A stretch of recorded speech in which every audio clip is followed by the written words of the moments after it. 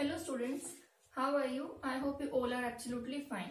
Today our chapter is chapter number 15 of class 6 NCERT book and the chapter is air around us. We know air is everywhere around us. Can we see this? No, we cannot see the air but we just can feel the air. Like हम कैसे feel कर सकते हैं air को? Fluttering of papers होता है, यानी कि पेपर जब हवा में उड़ते हैं या फिर लीव्स जो है वो स्कैटर डाउन होती है और क्लोथ्स जो अपने सुखाते हैं वो क्लोथ लाइन पे हिलते हैं. Why this is happening? This is happening because of air is present there. Okay, so हमें पता है कि एयर हमारे पास है. हम इसको प्रूव कैसे करेंगे? Is the air present everywhere around us? For that we can prove it. How?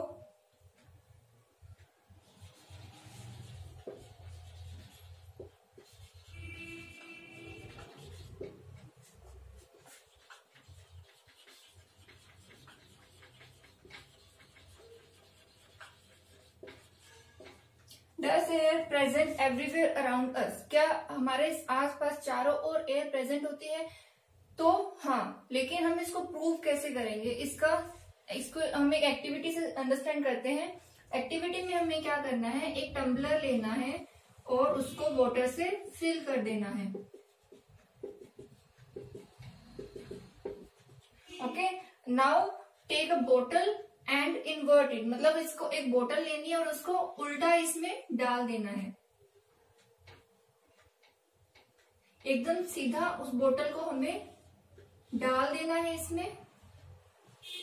तो इसमें क्या होगा? क्या इसमें से कुछ भी इसमें दबाव आएगा? तो ये बोतल जो है वो पानी जो है इसको ऊपर की तरफ प्रेशराइज करेगा तो ये बोतल बाहर आने की कोशिश करेगी. लेकिन उसी टाइम पे अगर हम इसे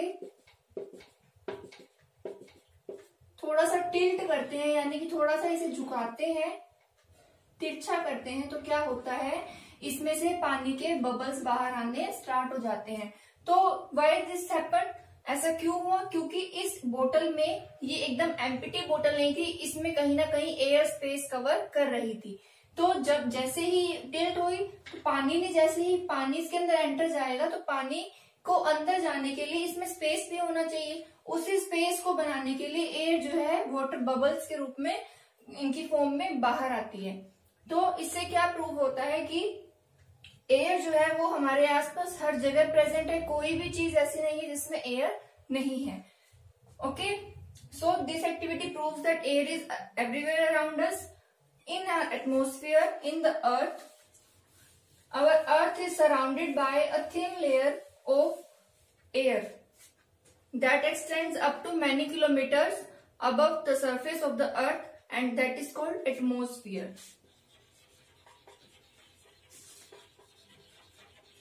Atmosphere क्या है? अर्थ पे काफी किलोमीटर्स तक एक एयर की लेयर बनी हुई है. That layer is called atmosphere. Atmosphere में हम रहते हैं. अर्थ के 3 स्फीयर्स होते हैं: atmosphere, lithosphere and hydrosphere. Okay, atmosphere जहां पे एयर प्रेजेंट है, लिथोस्फियर जहां पे रॉक्स, स्टोन्स ये प्रेजेंट है, एंड हाइड्रोस्फियर जहां पे वाटर प्रेजेंट है. तो ये 3 स्फीयर्स होते हैं. एटमॉस्फेयर हमारे इस चैप्टर में है जिसमें कि हम एयर के बारे में स्टडी करते हैं. ओके, सो एटमॉस्फेयर के बारे में पढ़ा हमने, ये स्टडी की कि एयर जो है वो हर जगह प्रेजेंट है. तो एयर जो है वो बनी किस से? एयर के कॉम्पोनेंट्स क्या है, उसका कॉम्पोजिशन क्या है? तो एयर के कॉम्पोजिशन में हम पहले एंशियंट टाइम में ये समझा जाता कि air is a single substance, but it is not so and it is proved by the experiments. And experiment से क्या कंक्लूजन निकला था कि एयर में water vapour, oxygen,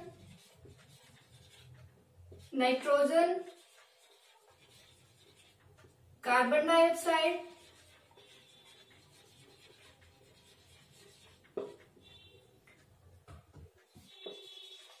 smoke and dust particle and some other gases भी present होती है। ये तीनों गैसेस है, वाटर वेपर है एंड स्मोक है, smoke and dust particles. Okay, इन गैसेस के अलावा कुछ अदर गैसेस भी प्रेजेंट होती है। तो this is a composition of air. Okay, तो वाटर वेपर में हमें जैसे कि पता है एयर कंटेन्स वाटर वेपर, और इसी की वजह से वाटर साइकिल जो है वो अर्थ में चलता है।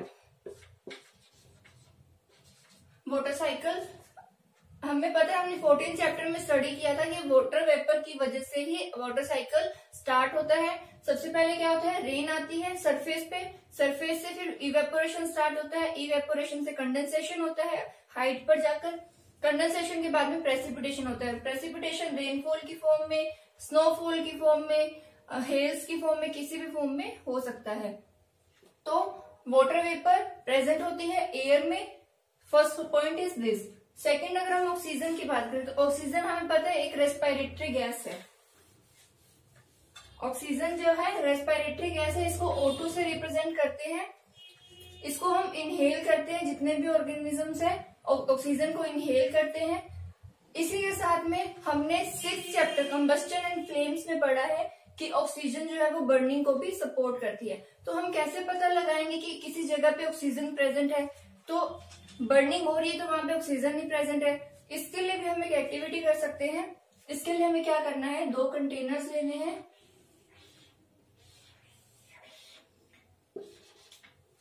दो कंटेनर्स लेना है और इसको पानी से फिल करना है।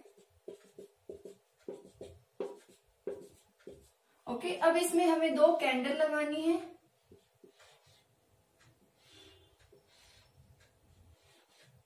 ओके, कैंडल लगाने के बाद में हमें 2 ग्लास लेने हैं। ग्लास लेकर उनको इन्वर्ट करना है। दोनों ग्लासेस जो है वो डिफरेंट साइजेस के होने चाहिए। एक सपोज दिस इस साइज का है, इसको इन्वर्ट करके हमने लगा दिया, और एक थोड़ा बड़ा है। इसमें क्या है, हमें पता है यहाँ पर एयर का जो कंटेंट है वो बहुत ही लिमिटेड है। एयर लिमिटेड है क्योंकि इस ग्लास में जितनी एयर है वो ही इस कैंडल को मिल पा रही है। तो एयर लिमिटेड है, इसकी वजह से ऑक्सीजन भी लिमिटेड है। तो इसमें जब तक जितनी ऑक्सीजन है वो जब तक यूज हो जाएगी तब तक ये कैंडल बर्न होगी। जैसे ही ऑक्सीजन सारी यूज हो जाएगी उसके बाद में कैंडल जो है वो ब्लोज आउट हो जाएगी, यानी कि बुझ जाएगी। बुझने का क्या हुआ, ऑक्सीजन खत्म हुई तभी तो ये बुझी। जैसे ही कैंडल ब्लोज आउट हो जाएगी, इस कैंडल में इस जार में वाटर लेवल जो है वो हाई हो जाएगा। यहां से पानी इसमें आ जाएगा। इसी तरह से इसमें होगा, इसमें कैंडल थोड़ी ज्यादा देर तक जलेगी क्योंकि यहाँ पर इसके कंपैरिजन में ऑक्सीजन की अमाउंट थोड़ी ज्यादा है। ओके, इससे हमें क्या एक्टिविटी से कंक्लूजन निकाल सकते हैं कि ऑक्सीजन जो है वो बर्निंग को सपोर्ट करती है। नेक्स्ट गैस हम पढ़ते हैं नाइट्रोजन। इसी एक्टिविटी में हम देखें, ऑक्सीजन जो है वो सपोर्ट कर रही थी बर्निंग को, लेकिन नाइट्रोजन जो है वो बर्निंग को सपोर्ट नहीं करती है। जैसे क्योंकि यहाँ पर ऑक्सीजन खत्म हुई तो इसको कैसे पता लगेगा, ये कैसे बुझेगी, वहां पे नाइट्रोजन भी प्रेजेंट होगी। क्योंकि यहाँ पर एयर प्रेजेंट है तो एयर की सभी गैसेस भी यहाँ पर प्रेजेंट होगी। नाइट्रोजन ने इसकी बर्निंग को स्टॉप किया, और नाइट्रोजन जो है वो एटमॉस्फेयर में एयर में सबसे मेजर कंपोनेंट होता है। इट मीन्स ये ऑलमोस्ट 78% का तक नाइट्रोजन एयर में प्रेजेंट होती है।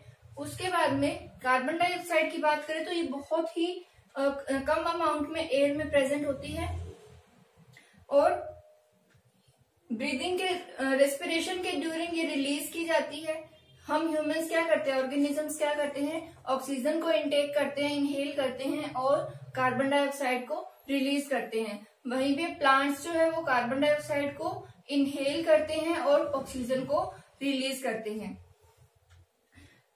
इसी के साथ में कहीं पे बर्निंग हो रही है, ये बर्निंग खत्म हुई तो यहाँ पे क्या होगा, यहाँ पे बर्निंग चल रही थी तो कार्बन डाइऑक्साइड जो है वो रिलीज हो रही थी।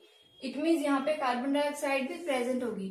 अब हम कैसे पता लगा सकते हैं कि एक जगह कुछ बर्निंग हो रही है तो वहां पे कार्बन डाइऑक्साइड प्रेजेंट है।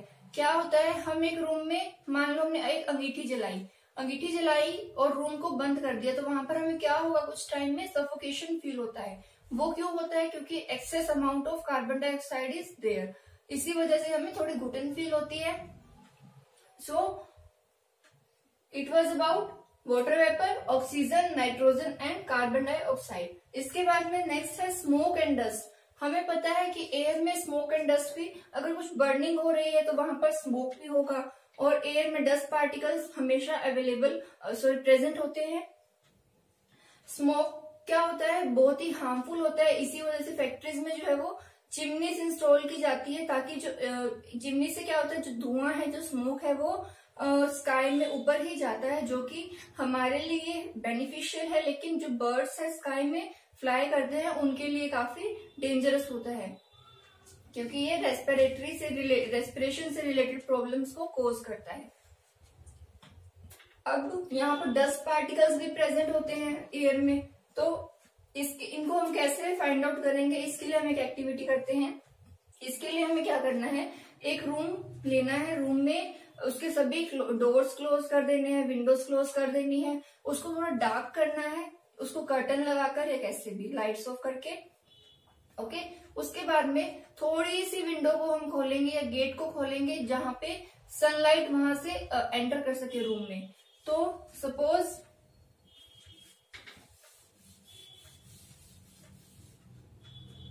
ये एक रूम है,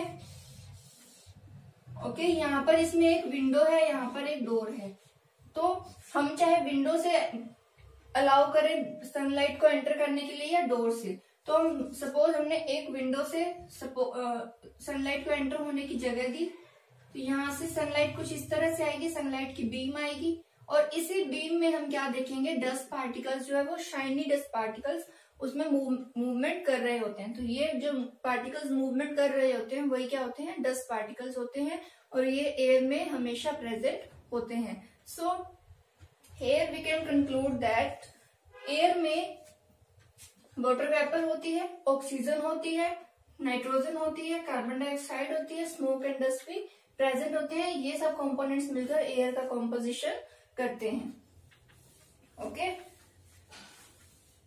सो हमें तो ऑक्सीजन जो है एनवायरनमेंट से मिल जाती है, क्योंकि प्लांट्स जो है ऑक्सीजन रिलीज करते हैं और हम उसको ऑक्सीजन को इनहेल करते हैं। लेकिन जो एनिमल्स, जो ऑर्गेनिजम्स वाटर में रहते हैं, पानी में जो रहते हैं, एक्वेटिक एनिमल्स होते हैं, उनको ऑक्सीजन कैसे मिलती है? उनके लिए क्या होता है, वाटर में डिसॉल्व्ड ऑक्सीजन होती है और उसी को वो रेस्पायर करते हैं। डिसॉल्व्ड ऑक्सीजन हम कैसे पता लगाएंगे कि पानी में डिसॉल्व्ड ऑक्सीजन है? For that we can do an activity. ये एक्वेटिक एनिमल्स के लिए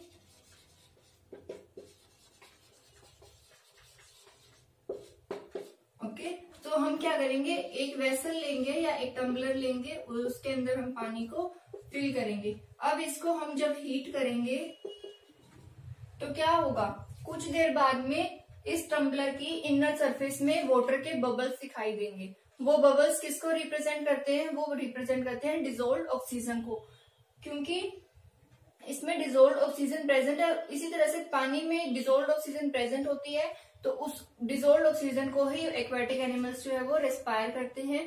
वो इसके लिए अडेप्टेड होते हैं। अगर हम ह्यूमंस की बात करें तो हम पानी में रेस्पायर नहीं कर सकते हैं, ब्रीद इन नहीं कर सकते हैं, लेकिन एक्वेटिक एनिमल्स जो होते हैं वो इस चीज के लिए अडेप्टेड होते हैं, तो वो जो पानी में डिसॉल्व्ड ऑक्सीजन है उसको रेस्पायर कर सकते हैं।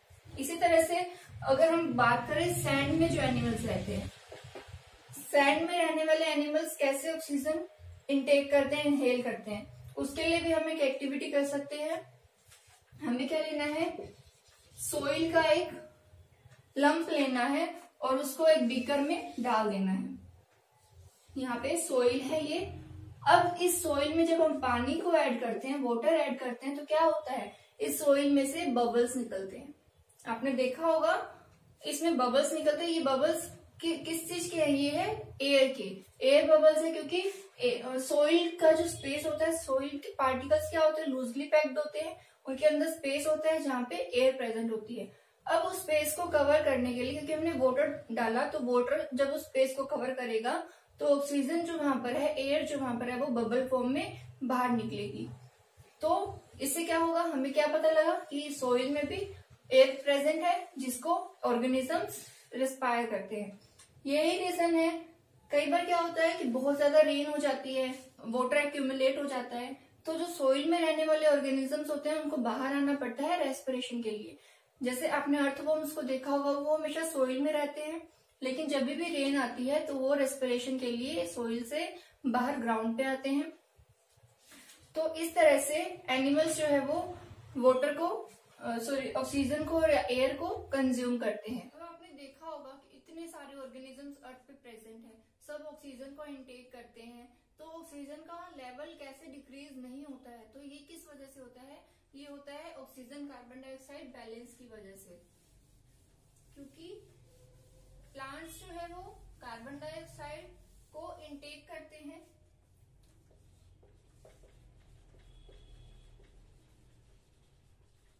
इस बैलेंस में क्या होता है, जब भी ऑर्गेनिजम्स जो है या ह्यूमंस है वो ऑक्सीजन को इनहेल करते हैं और कार्बन डाइऑक्साइड को एक्सहेल करते हैं, और इसी कार्बन डाइऑक्साइड को प्लांट्स जो है वो इनहेल करते हैं और ऑक्सीजन को रिलीज करते हैं। इसी के साथ फोटोसिंथेसिस में भी कुछ पोर्शन जो ऑक्सीजन का यूज करते हैं प्लांट्स। तो इस तरह से एनिमल्स के रेस्पिरेशन, एनिमल्स और प्लांट्स के रेस्पिरेशन में और फोटोसिंथेसिस प्रोसेस के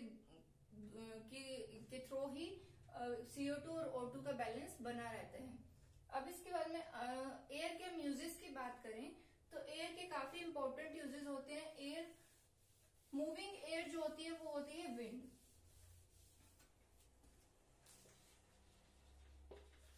यूजेस ऑफ एयर, तो मूविंग एयर जो है वो है विंड।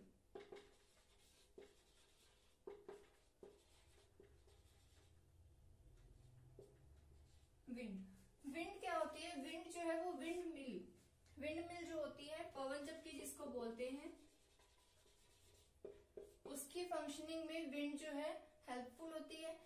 जब इसको रोटेट करती है विंड से, ये विंड मिल जो है वो रोटेट होती है, इसके पंख जो होते हैं वो रोटेट करते हैं, और रोटेशन की वजह से क्या होता है, हम ट्यूबवेल से पानी को निकाल सकते हैं, इलेक्ट्रिसिटी जनरेट कर सकते हैं, फ्लोर मिल्स जो होती है, आटा चक्कियां जो होती है, उनको हम रन कर सकते हैं। इसके अलावा एयर के यूजेज जो है वो है, एयर की वजह से due to presence of air birds, insects and bats can fly, movement of gliders, parachutes and aeroplanes are possible due to air, and air is also help in scattering of or dispersal of seeds. So air plays an important role in our life. With this our chapter is completed. If you have any query then drop it in comment section. Thank you.